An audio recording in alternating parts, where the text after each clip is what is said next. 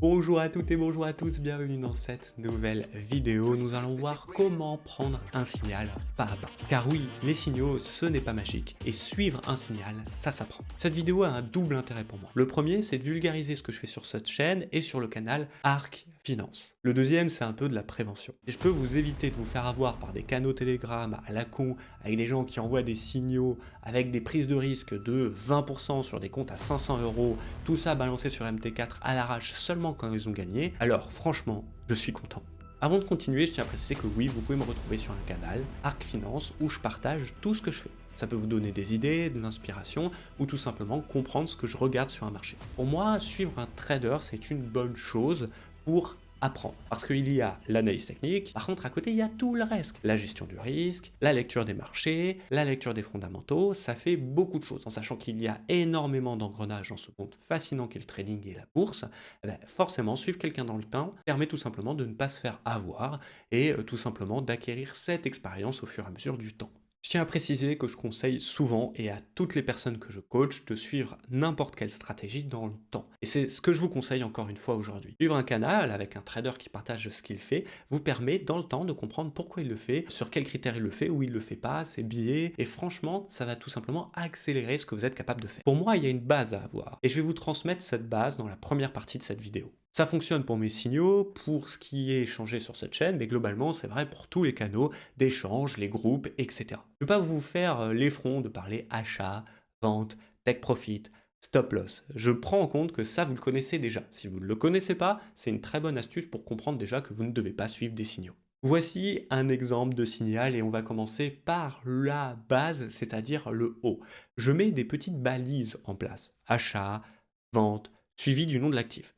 C'est une base pour dire de quoi on parle et surtout est fait pour vous ou non. Explication. Intraday, ce sont des signaux que je vais gérer à la journée. Ça ne m'empêche pas de garder une partie de la position sur plusieurs jours, voire plusieurs semaines, mais dans tous les cas, ce trade sera géré, protégé à la journée. Il faut pas se mentir, il faut être assez réactif. On y reviendra. Swing. Ce sont des signaux qu'on peut conserver plusieurs jours à plusieurs semaines. C'est aussi les signaux sur lesquels je fais la plus grosse rentabilité sur l'année. Le gros avantage, c'est que vous pouvez largement réagir en 4 heures, voire même en journalier, ça demande moins de réactivité qu'en intraday. Finalement, on pourrait dire que le timing est moins important qu'en intraday. Intra-swing. Je sais, ça peut sembler bizarre, mais j'utilise ce terme pour expliquer que je suis sur une position swing, mais sur une zone qui n'est pas forcément évidente, parce qu'il peut y avoir, par exemple, une annonce économique d'ici quelques heures, qui peut totalement chambouler la zone sur laquelle nous sommes. Ça veut dire que ça va nous demander une réaction intraday. Pour vulgariser, et ceux qui comprennent ce que c'est que les unités de temps, j'utilise généralement sur l'unité de temps 4 heures ce terme, parce que pour moi il faut attendre des réactions 4 heures,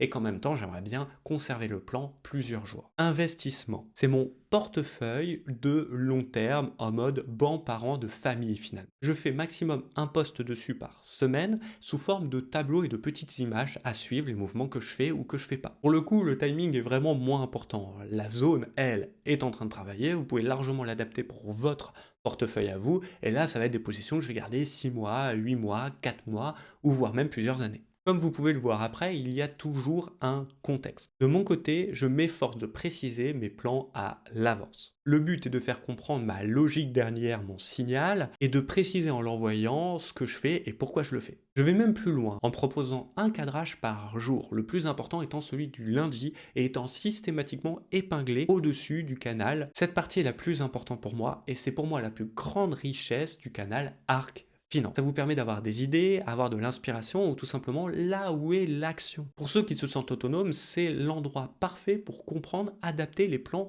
à sa vie, à son type de trading. Ensuite, il y a le trade en lui-même. L'entrée, c'est le niveau auquel je suis rentré sur le trade. Pas qu'il y ait de malentendu, je rentre 10 à 30 secondes après l'envoi du signal. C'est là où il faut être clair. J'utilise des cotations CFD, mais plaquées sur des cotations dites cash. Il peut y avoir du coup des petits décalages dans vos courtiers. C'est le cas avec XTB ou FXCM par exemple. C'est à ce moment-là que votre travail commence. Vous devez être en capacité de comprendre graphiquement ce que j'ai fait parce que je choisis toujours des niveaux techniques, des plus hauts, des anciens plus bas, des supports, des résistances ou des indicateurs. C'est à vous de mettre en place le trade sur votre courtier et de comprendre quels sont les niveaux de sortie, pourquoi on le fait, etc. Vous devez aussi regarder si vous n'êtes pas trop en retard. C'est le cas en intraday. Je fais un exemple. Je veux rentrer sur le DAX à 15 000 points à l'achat. Mon TP1 est à 15 100 et mon stop loss est de 60 points. Si vous voyez que le DAX, au moment où vous voyez ce trade, il est à 15 080 ou à 14 960, c'est peut-être pas le bon moment de rentrer. Ou si c'est encore le moment de rentrer, faites votre propre analyse pour adapter ce signal à votre cas. Il peut aussi y avoir la notion d'OC, d'ordre conditionnel. C'est-à-dire que je ne rentre pas tout de suite sur le marché, je vais attendre un niveau à partir duquel automatiquement mon courtier va enclencher mon trade. Les ordres conditionnels, ça peut être vraiment une bonne méthode pour ceux qui ne sont pas disponibles de 8 à 19 heures et puis qui se rendent compte qu'ils veulent quand même profiter d'une open des marchés, d'une zone stratégique claire. Et bien dans ce cas, les ordres conditionnels sont pratiques. N'oubliez pas d'adapter votre money management à la situation parce qu'on ne sait pas s'il y a un mouvement, une annonce, ça peut vous sortir alors que derrière, vous aviez raison. Vous êtes dans l'incapacité finalement de manager votre trade. Et ensuite, bien sûr, sur ce canal, vous avez les stops, les take profit, mais ça, vous connaissez déjà. Avec ça, on a les bases. Maintenant, on va passer sur quelques notions avancées. On va commencer par le break-even, le Graal du trading. Vous en avez marre de vous faire stopper quand le cours décide de se retourner à quelques points de votre take profit? Le break-even est là pour vous. C'est la solution. Il peut être décidé sur un niveau technique à l'avance ou au sentiment du trader dans la journée, par exemple le manque de volatilité ou au contraire trop de volatilité. Les annonces économiques aussi. Finalement, il y a plein de raisons qui vont forcer le trader à mettre à break-even son plan. Je vais vous donner quand même mon astuce technique, c'est qu'il est toujours basé sur le nombre de points de mon stop loss. Dans l'exemple précédent, par exemple de l'achat DAX à 15 000 avec 60 points de stop, mais un take profit à 15 100, je vais mettre à break-even à 15 060. C'est une règle et comme ça je ne me pose pas de questions. Il est programmé à l'avance et il le fait pratiquement automatiquement. Quoi qu'il arrive, je vous tiendrai bien sûr au courant si je manage la position parce qu'il y a un manque de volatilité ou au contraire trop de volatilité. Notion take profit 1, take profit 2. Finalement, on pourrait appeler ça prise de bénéfice partielle.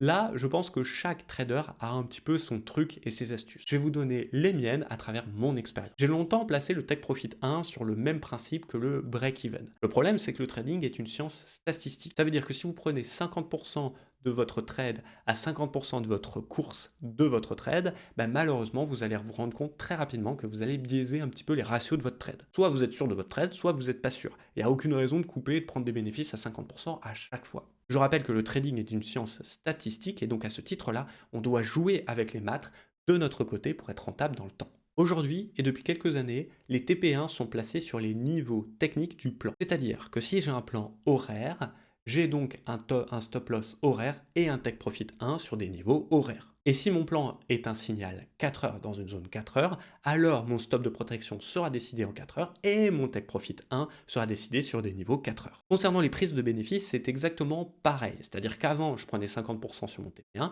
Aujourd'hui, je déséquilibre systématiquement mon take profit 1 et mon take profit 2. N'oubliez pas, vous devez jouer avec les stats sur le long terme. Du coup, sur mon take profit 1, je prends soit 30% de ma position, soit 70%. Elle est déséquilibrée. Et sur le take profit 2, je vais prendre le reste. Ça permet tout simplement d'avoir les stats de notre côté. Le take profit 2, tant qu'à lui, est décidé sur un niveau technique strictement au-dessus de l'unité de temps de mon plan.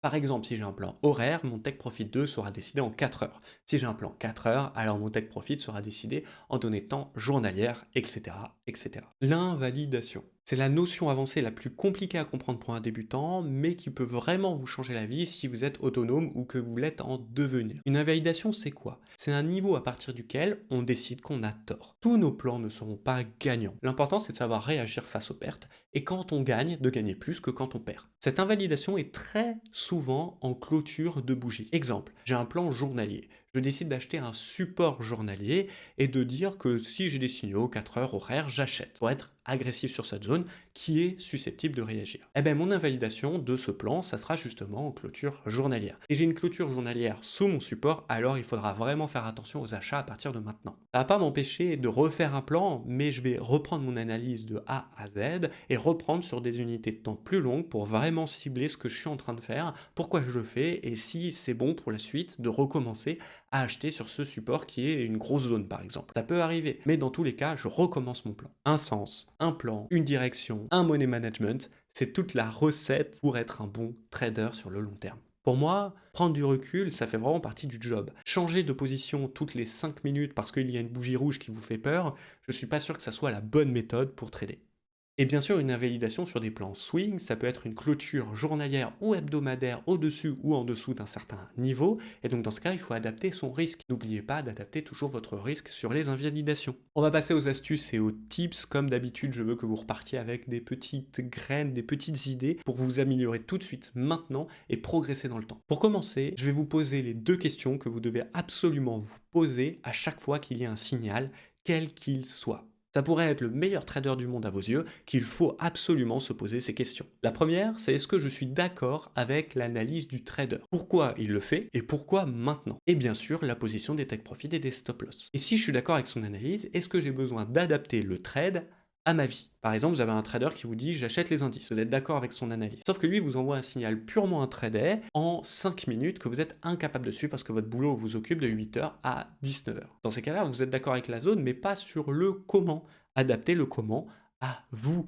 Taille de stop loss, take profit, pourquoi pas horizon de temps. Voyez un petit peu si vous pouvez travailler autrement, avec des ordres conditionnels, pourquoi pas. En deuxième, c'est la gestion du risque. Est-ce que je suis d'accord avec ce qui est noté sur le signal et surtout, est-ce que je peux le suivre stricto sensus? Exemple, l'or est souvent considéré comme un actif cher. Vous avez des portefeuilles à moins de 1000 euros, l'or, malheureusement, si vous prenez même le lot minimum sur la plupart des courtiers, vous allez être surexposé. Si j'ai un conseil à vous donner, vous devez repartir avec une idée dans toute cette vidéo, c'est qu'il faut toujours jouer la protection, le risque est la clé du succès. Maîtrisez votre risque. Préférez toujours ne pas prendre un signal plutôt que d'être surexposé avec, surtout si vous avez un petit capital. Avec un petit capital, il ne faut pas se leurrer. Vous n'allez pas gagner des milliers d'euros. Mais par contre, vous allez pouvoir vous former. Mais prenez le temps et surtout conservez ce petit capital. Ne le dépensez pas avec des conneries et des surexpositions justement sur les actifs qui sont dits chers. La règle des 2 cartouches. C'est une règle que j'utilise encore aujourd'hui. Quand j'ai un plan, surtout intraday, je m'autorise 2 cartouches. Ça veut dire que je retourne dans le plan jusqu'à 2 fois, et si la deuxième fois ça ne passe pas, alors dans ces cas-là, je ne vais pas hésiter à reprendre des unités de temps longues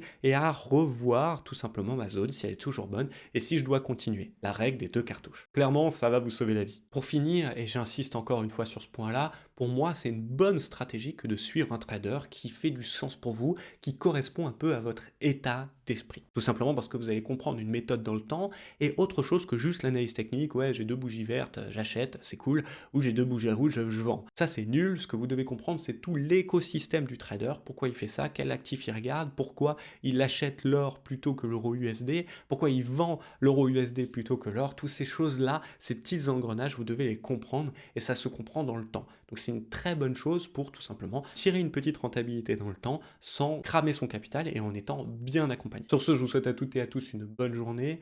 N'hésitez pas à liker cette vidéo si vous aimez, n'hésitez pas à commenter si vous adorez et n'hésitez pas à partager si vous avez surkiffé. Ça nous permet tout simplement d'être vu par l'algorithme. Sur ce, je vous souhaite à toutes et à tous une bonne journée. Prenez soin de vous et de votre capital surtout. Allez, ciao!